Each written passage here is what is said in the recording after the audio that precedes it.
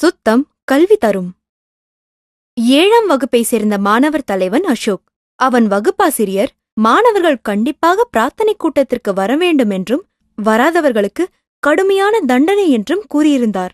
அன்று ஒருவன் மட்டும் காணவில்லை. யாரது என்று பட்டியலை பார்த்ததில் முரளி என்று தெரிந்தது. வகுப்புத் தலைவன் அசோக் முரளியிடம் சென்று, ஏன் முரளி, இன்னைக்கு பிரார்த்தனை கூட்டத்துக்கு வராமே நின்னுட்ட?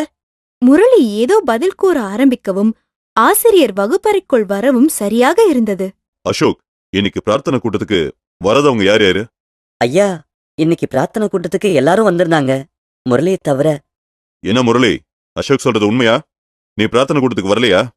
ஆமாம் ஐயா, இன்று நான் பிரார்த்தனை கூட்டத்தில் கலந்து கொள்ளவில்லை. ஆசிரியர் என்ன பதில் கூறப் போகிறாரோ என்ற நினைப்பில் வகுப்பே மிக அமைதியாக இருந்தது. அவனை பார்த்த மாணவர்கள் அனைவரும் இன்று நிச்சயம் முரளிக்கு தண்டனை கிடைக்கப் போகிறது என்று நினைத்தவாறு தங்களுக்குள் ஒருவரை ஒருவர் பார்த்து சிரித்துக் கொண்டனர். ஏனென்றால் அவர்களுக்கு அவ்வளவாக முரளியை பிடிக்காது. முரளி நன்றாக படிக்கக்கூடிய மாணவனும் கூட. அவனுடைய கையெழுத்து முத்து முத்தாயிருக்கும். ஆசிரியர்கள் கொடுக்கும் வீட்டுப் பணிகளை எல்லாம் உடனுக்குடன் அன்றே எழுதி முடித்து விடுவான். அதனால் மற்ற மாணவர்கள் அவன் மேல் தவறான ஒரு வெறுப்புணர்ச்சியை வளர்த்துக் கொண்டிருந்தனர். இத பார் முரளி, தப்ப யார் செஞ்சாலும் அதுக்கான தண்டனை உண்டு. அதுக்கு முன்னால பிரார்த்தனை கூட்டத்துக்கு நீ எதுக்காக வரல நான் தெரிஞ்சுக்கலாமா? ஐயா, எப்பொழுதும் போல் பிரார்த்தனை கூட்டம் தொடங்குவதற்கு முன்னால் வகுப்புக்கு வந்துவிட்டேன். ஆனால் நம் வகுப்பு மாணவர்கள் எல்லாம் முன்பே கிளம்பி போய்விட்டார்கள். அப்பொழுதுதான் நம் வகுப்பை பார்த்தேன்.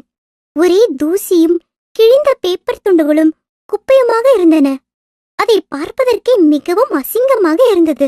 அதோடு இன்றைக்கு சுத்தம் செய்ய வேண்டிய மாணவர்கள் அதை செய்யாமல் பிரார்த்தனை கூட்டத்திற்கு போய்விட்டார்கள் என்று புரிந்து கொண்டேன். சரி, நாமாவது சுத்தம் செய்யலாம் என்று நினைத்து செய்து முடித்தேன். அதற்குள்ளே கூட்டமும் தொடங்கிவிட்டதால் என்னால் வர முடியவில்லை ஐயா. அவர்களுக்கு பதிலாக நீ ஏன் இதை செய்தாய் என்று நீங்கள் கேட்கலாம். நல்ல செயலை யார் வேண்டுமானாலும் செய்யலாம் என்று நினைக்கிறேன் ஐயா. அதோடு நீங்கள் தானே சுத்தமாக இருப்பதின் அவசியத்தை பற்றி சொல்லியிருக்கிறீர்கள். அசுத்தமாக இருக்கிற இடத்தில் உட்கார்ந்து படித்தால் எப்படி ஐயா படிப்பு வரும்? அதனால்தான் இதை செய்தேன். நான் செய்தது தப்பு என்றால் நீங்கள் தருகிற தண்டனையை ஏற்றுக்கொள்ளவும் தயாராக இருக்கிறேன். ரொம்ப நல்ல காரியம் பண்ண முரளி. உன்ன மாதிரி ஒவ்வொருத்தரும் சிந்திச்சாங்கன்னா நிச்சயம் நம்ம பள்ளி ரொம்ப சுத்தமா இருக்கும். நீ என் மாணவனா இருக்கிறத நினைச்சு நான் ரொம்ப சந்தோஷப்படுறேன். உனக்கு எந்த தண்டனையும் கிடையாது. ஆசிரியர் முரளியை பெருமையுடன் பார்த்தார். மாணவர்களா, பாத்தீங்களா முரளியோட பண்ப?